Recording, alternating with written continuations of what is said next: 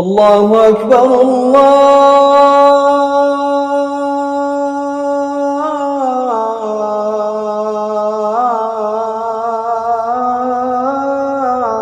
الله أكبر لا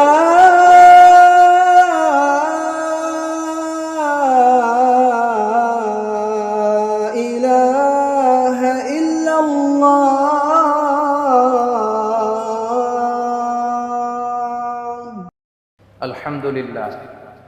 الحمد لله الذي هو مصرف الأيام والدهور ومجدد الأوقات والأعوام والشهور الذي خلق الموت والحياة ليبلوكم أيكم أحسن عملا وهو العزيز الغفور أحمده وأشكره وهو المحمود المشكور والصلاة والسلام على من لا نبي بعده الذي أدى الأمانة وبلغ الرسالة ونصح الأمة وكشف الله به الغمة وتركنا على محجة بيضاء ليلها كنهارها لا يزيغ عنها إلا هالك يا أيها الذين آمنوا اتقوا الله حق تقاته ولا تموتن إلا وأنتم مسلمون يا أيها الناس اتقوا ربكم الذي خلقكم من نفس واحدة وخلق منها زوجها وبث منهما رجالا كثيرا ونساء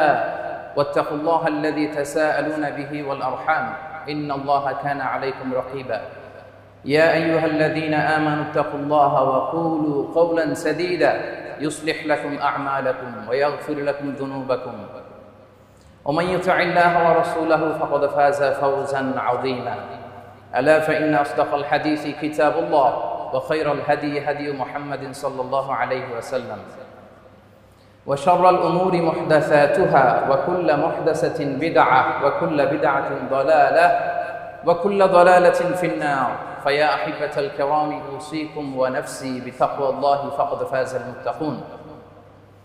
All praises to Allah subhanahu wa ta'ala, the most gracious, the most merciful.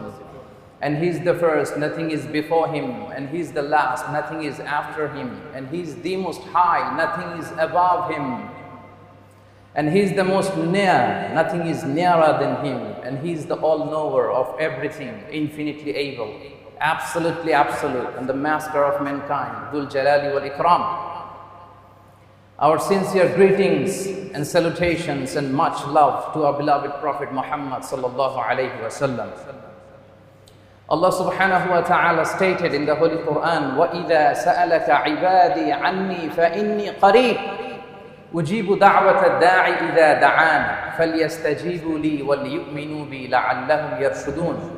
When my servants ask you about me, O the Messenger, then tell them, indeed I am near, فَإِنِّي قَرِيبٌ, and I respond to the call of one when they call to me, when they pray to me.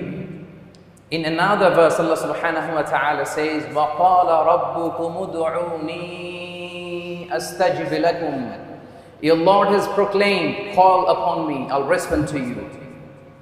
In these two Quranic verses, dear brothers and sisters, Allah subhanahu wa ta'ala promised us to accept our dua. It's a promise, it's a commitment from Allah subhanahu wa ta'ala that if we call Him, He will respond to us. Dua, it's a private conversation with Allah subhanahu wa ta'ala, our Creator, our Lord, our Master. And dua is the essence of ibadah. Our beloved Prophet said, "Ad-du'a'u mukhul ibadah." Dua is the form of worship.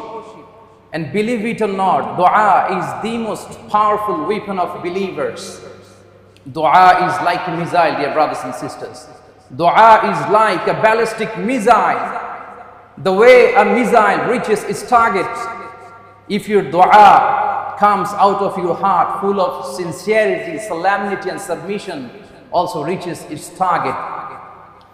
And Allah subhanahu wa ta'ala likes the servant who always asks Allah subhanahu wa ta'ala again and again, repeatedly and continuously. The Messenger of Allah said, "Man lam yas'alillaha yaghdab alayhi." Indeed, Who doesn't ask Allah subhanahu wa ta'ala, Allah gets angry with him. Allahu Akbar. Dear brothers and sisters, this is totally contrast and opposite of this dunya. Here in this dunya, if we ask anything to anybody again and again, continuously and repeatedly, he never likes it. He feels disturbance. He gets annoyed. How compassionate Lord we have and how lucky we are. Our Lord, Allah subhanahu wa ta'ala likes to see, we are requesting Him. Our Lord, Allah subhanahu wa ta'ala likes to see, we are crying to Him. Our Lord, Allah subhanahu wa ta'ala likes to see, we are making dua to Him. Many people, dear brothers and sisters, they think and question about dua, that is it really that powerful?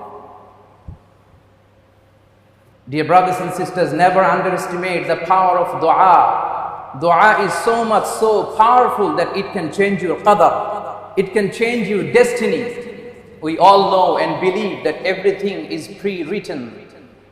But keep in your mind, by supplication, by making dua to Allah, it could be rewritten. Dua has the ability to change one's destiny. Our beloved Prophet said, "La yaruddul qada'a illa dua, wa la yazidu fil umri illa al-birr." Nothing turns back the divine decree except supplication. And nothing increases the lifespan except righteousness. And our dua should be full of sincerity and emotion. Some of us, they make dua, but their dua is like robotic dua. Why I call it robotic dua? Because no emotion, no sincerity in their dua. They're making dua to Allah, but their heart is careless, inattentive. Wal-iyadhu billah. You see, their hands are like this. They raised up their hand in front of Allah subhanahu wa ta'ala, but they are inattentive.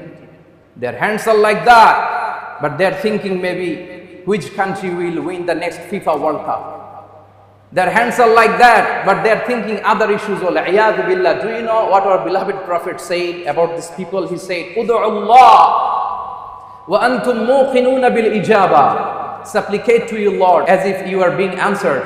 You are oversure that you will be answered.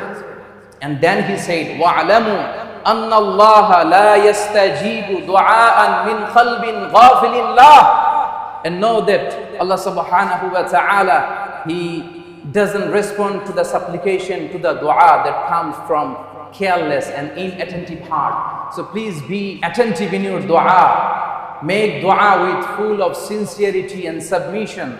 And one of the way to show your sincerity is crying during dua, if possible. It's highly recommended.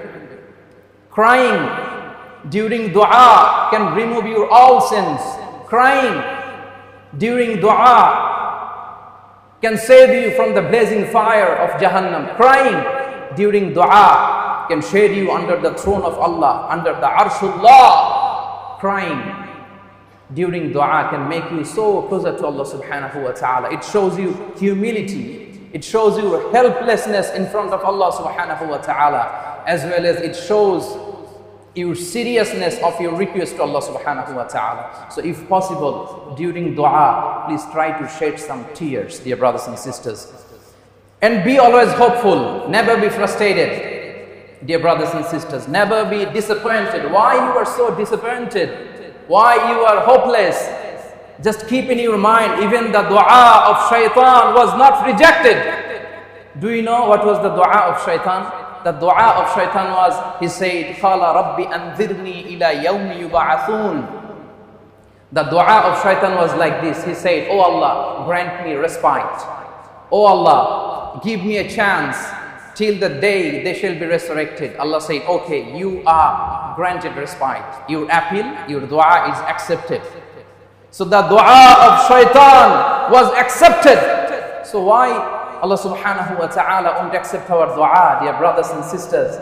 He's our Lord. You and me, the servant of Allah. Every day, in every single prayer, we recite, "Iyyaka na'bud wa iyyaka nasta'in." Oh Allah, we only worship you. Oh Allah, we only seek guidance. We only seek help and assistance from you. So why He won't accept our dua if He accepts dua of shaitan?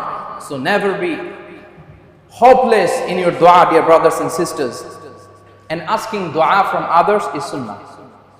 Ask dua from your parents, from righteous people.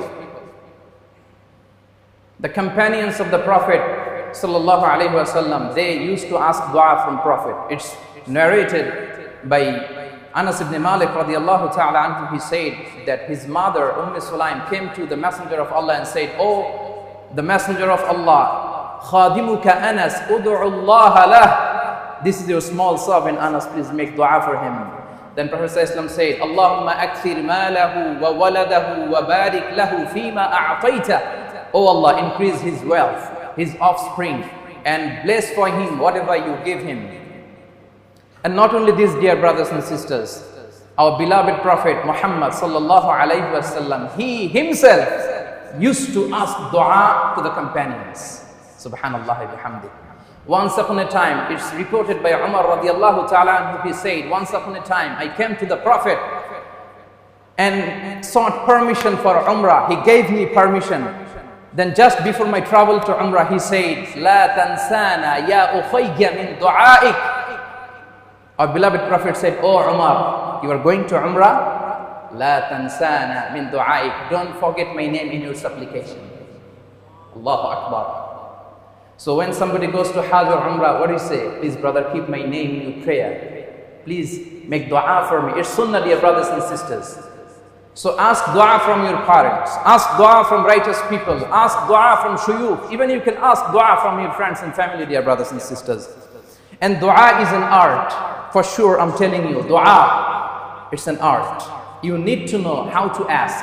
You need to know when to ask to achieve the most of the blessings and grants from Allah subhanahu wa ta'ala.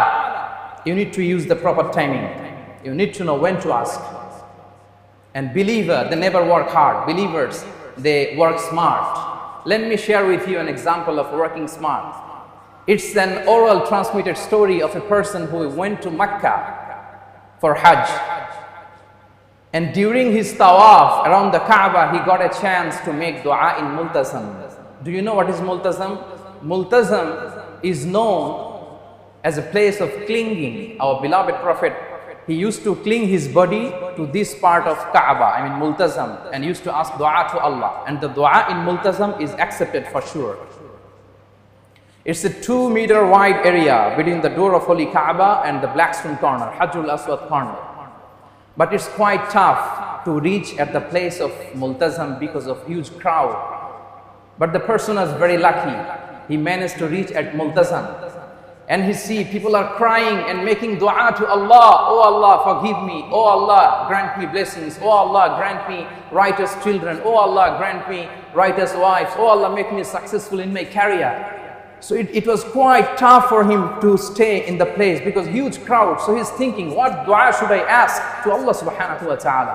Just see how he make dua very smartly. He just cling his body to the multazam and made a single dua. He said, "Oh Allah, accept all my righteous duas I made in my past, and all my duas I'll make in my future." That's it, khalas.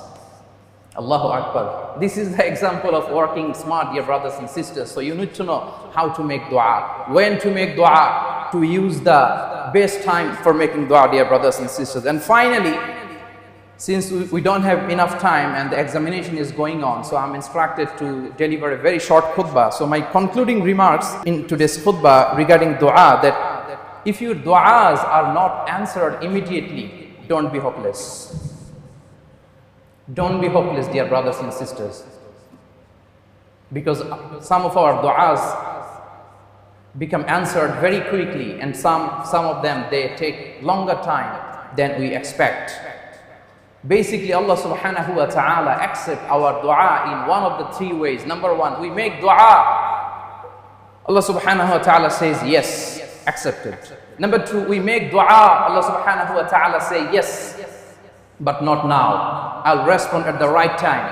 Number 3, we make dua. Allah subhanahu wa ta'ala say, yes, but I have a better plan for you. Maybe in the akhirah, or maybe by granting other blessings instead of what you are asking for. Because Allah subhanahu wa ta'ala's wisdom is beyond our imagination.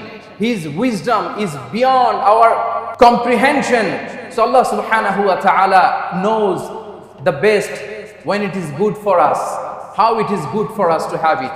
So if any case, in any situation, any of your du'as are remain unanswered, please be optimistic, be hopeful, be content. Indeed, Allah subhanahu wa ta'ala will respond with what is best for you, inshallah, bi'idhnillah. Barakallahu lana wa lakum fil Qur'anil azim. ونفعني وإياكم بما فيه من الآيات والذكر الحكيم وتقبل الله منا ومنكم تلاوته إنه هو السميع العليم. أقول قولي هذا وأستغفر الله العظيم لي ولكم فاستغفروه إنه هو الغفور الرحيم.